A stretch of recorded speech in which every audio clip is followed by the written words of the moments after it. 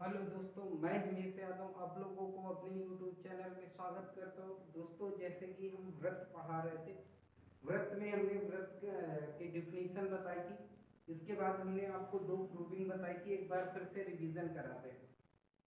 देखो, व्रत में क्या होता है कि जैसे कोई भी एक जीवा है, कोई भी एक जीवा है, जीवा केंद्र द्वारा एक कोई रेखा डाली गई, केंद्र द्वारा रेखा डाली गई, जो रेखा कितना जीवा पर लंब, यदि परपेंडिकुलर है, तो जैसे ओ एम ये परपेंडिकुलर जीवा ए बी है, तो हमने कहा था कि एक तो ये केंद्र से जीवा पर डाली गई रेखा सदैव लंब होती है। दूसरा पॉइंट हमने बताया था कि केंद्र से जीवा पर डाला गया लंब जीवा को दो बराबर भागों में बांट देता है, दो बराबर भागों में बांट देता है। ये हमने दो प्रूविंग बताई थी। इसके आगे चलते हैं। अब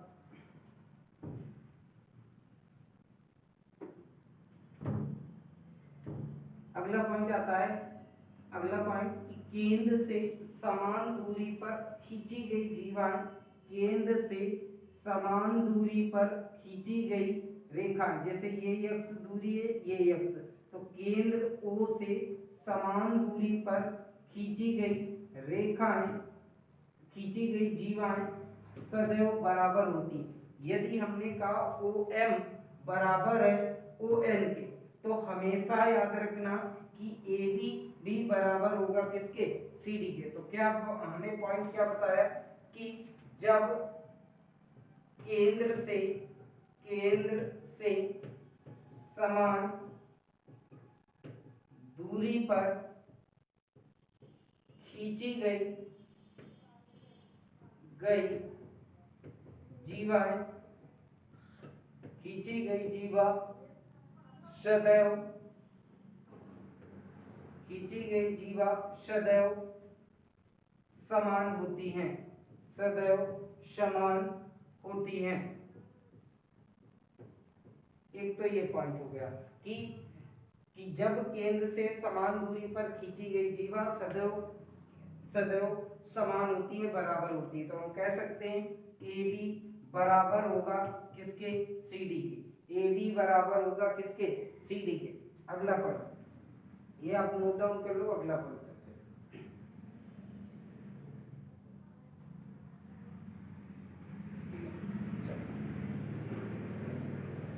अगला पॉइंट, किसी भी सर्कल में, ठीक है, सर्कल में यदि किसी जीवा द्वारा या किसी दो बिंदुओं द्वारा, जीवा इसको भी जीवा ही बोलेंगे कि ये यदि इस लाइन को मिला देंगे तो जीवा होगा, या किसी जीवा द्वारा या किसी चाप द्वारा, चाप भी बोल सकते हो, कि केंद्र पर बना कोण सदैव परिध पर बने कोण का दोगुना होता है। किसी भी चाप द्वारा केंद्र पर बना कोण सदैव परिध पर बने कोण का दोगुना होता है। यदि परिध पर बन रहा है थीटा, तो केंद्र पर कितना बनेगा, 2 थीटा। कितना एंगल बनेगा, 2 थीटा। तो हमने कहा पॉइंट आप लिखो कि जब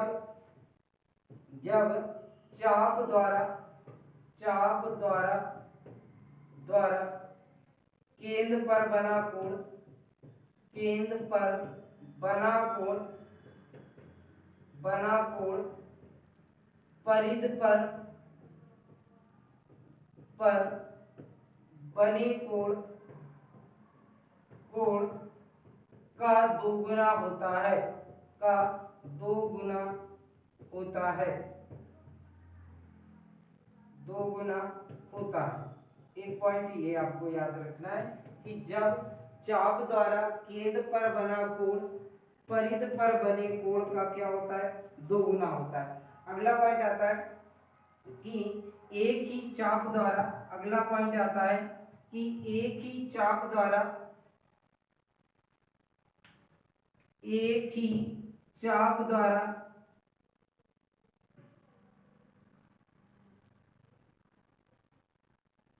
जैसे ए बी एक चाप है, एक ही चाप द्वारा एक ही चाप द्वारा परिध पर बने कोण सदैव बराबर होते हैं। ये थीटा, ये थीटा, ये थीटा। तो एक ही चाप द्वारा परिध पर बने कोण सदैव बराबर होते हैं। एम एन पी, ये हमने कह दिया, ये एंगल जो हो गए सदैव क्या होंगे, बराबर होंगे। तो अगला पॉइंट आता है, एक ही चाप द्वारा परिध पर बने कोण सदैव बराबर होते हैं, सदैव बराबर होते हैं। तो एक ही परिध, तो हम कहेंगे एंगल P बराबर होगा एंगल M बराबर होगा एंगल N के। ये बात आपको याद रखना कि एक ही चाप द्वारा परिध पर बने कोण सदैव क्या होते हैं, बराबर होते हैं। तो ये पॉइंट आप नोट डाउन कर लो।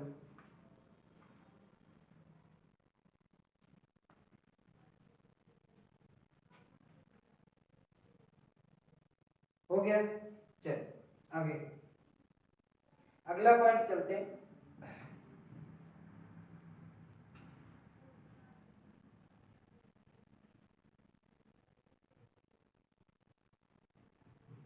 अभी तक हम चाप बोल रहे थे, इसी में आपसे हम जीवा भी बोल सकते हैं कि एक ही जीवा द्वारा केंद्र पर बना कोण परिध पर बने कोण का दोगुना होता है। या इसी में हम एक और पॉइंट बोल सकते हैं कि क्या बोल सकते हैं कि एक ही जीवा द्वारा परिध पर बने कोण सदैव बराबर होते हैं, सदैव क्या होते हैं, बराबर होते हैं। तो वही बात है, उसी बात को हम दोबारा ये बोल रहे हैं। अभी तक हम चाप से बना रहे थे, अब जीवा से। बात इक्वल है, जीवा से बनाओ या चाप से बनाओ, क्या होते हैं, समान होते हैं। अगला पॉइंट आता है,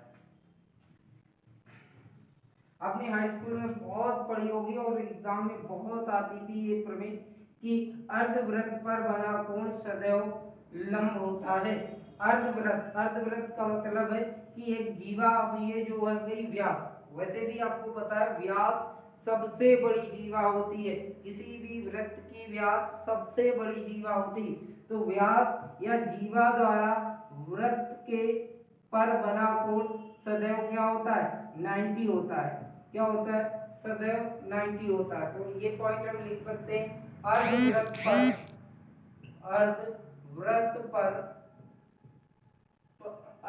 पर बना कोण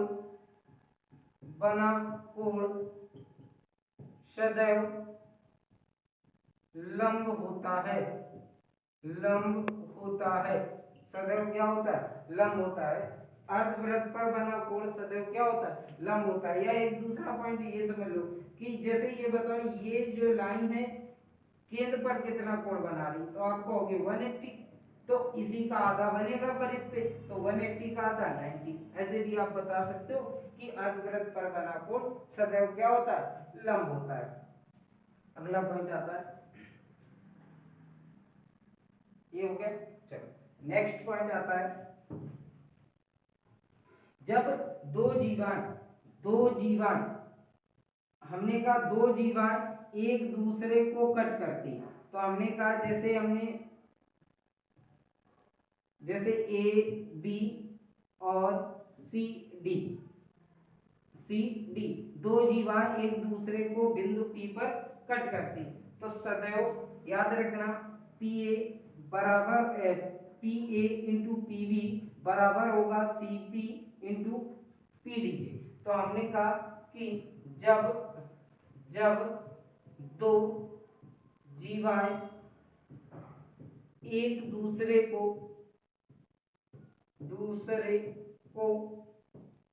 वृत्त के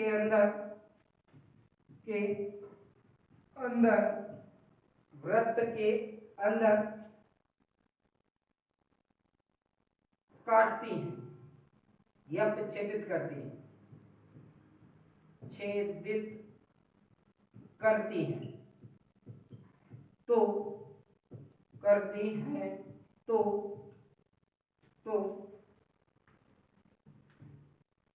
जीवाओं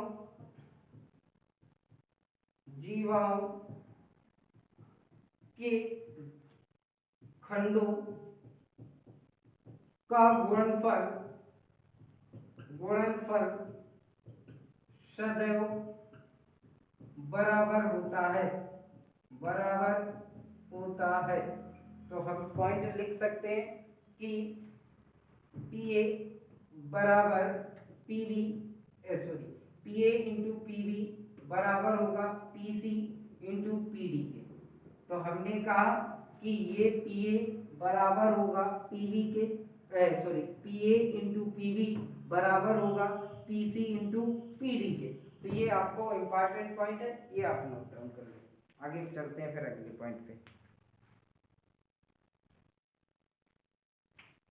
जब दो जीवाएं एक दूसरे को वृत्त के अंदर प्रक्षेपित करती हैं तो जीवाओं के खंडों का गुणनफल सदैव बराबर होता है, सदैव बराबर होता है।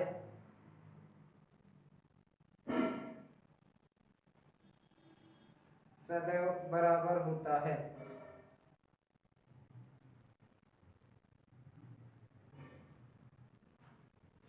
नेक्स्ट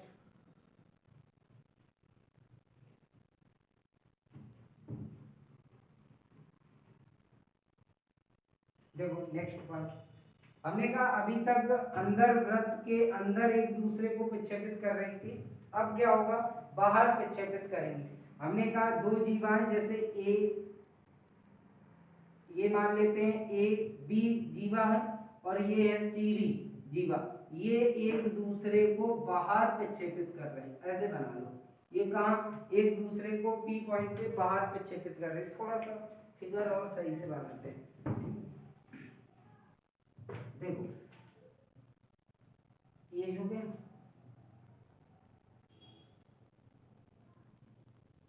अब थोड़ा हमने कहा ए बी ये जीवा, एक सी डी ये जीवा, और एक दूसरे को बाहर क्या कर रहे हैं, एक दूसरे को बाहर प्रक्षेपित कर रही है या वृत्त के बाहर प्रक्षेपित कर रही है या विभाजित कर रही है। तो हमेशा वही चीज रहेगा कि इनके जीवा के, तो जीवा तो ए भी है, जीवा के गुणनखंडों के बराबर होता है। तो ए याद रखना, पी ए ये पूरा भाग इंटू पी बी बराबर होगा ये पूरा भाग पीसी इंटू पीडी के बराबर होता है। तो हमने कहा अगला पॉइंट, जब दो जीवाएं वृत्त के बाहर प्रक्षेपित करती हैं तो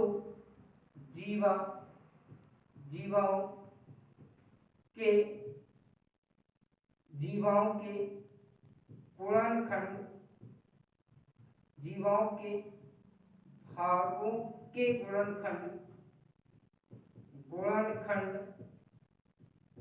सदैव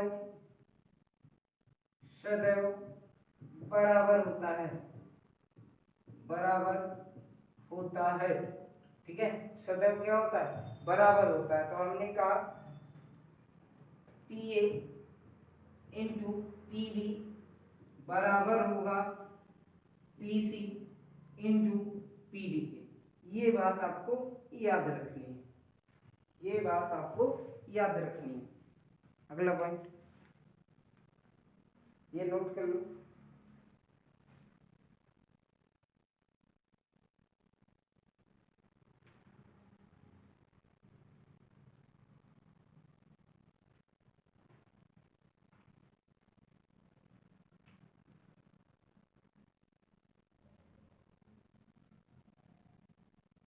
हो गए, चलो आगे चलते हैं।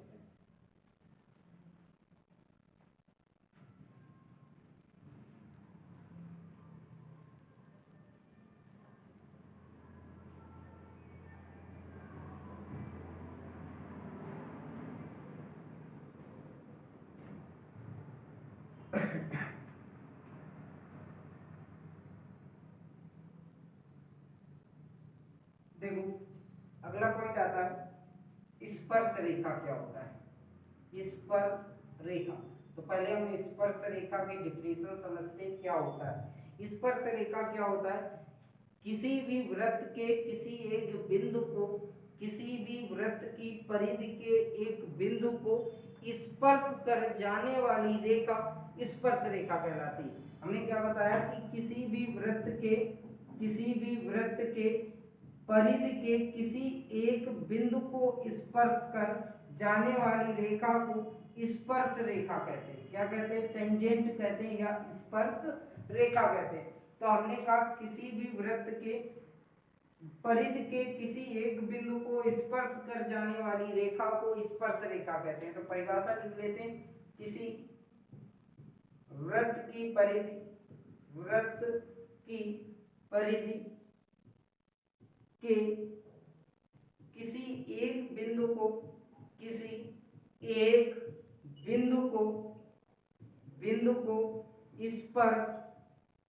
स्पर्श कर जाने वाली रेखा स्पर्श रेखा कहलाती, टेंजेंट कहलाती, स्पर्श रेखा कहलाती है, स्पर्श रेखा कहलाती है। तो किसी भी वृत्त की परिधि के किसी एक बिंदु को स्पर्श कर जाने वाली रेखा क्या कहलाती है? स्पर्श रेखा कहलाती है। स्पर्श रेखा से अब क्या थ्योरम बनती है वो आगे चलते हैं, पहले आप इतना नोट डाउन कर लो।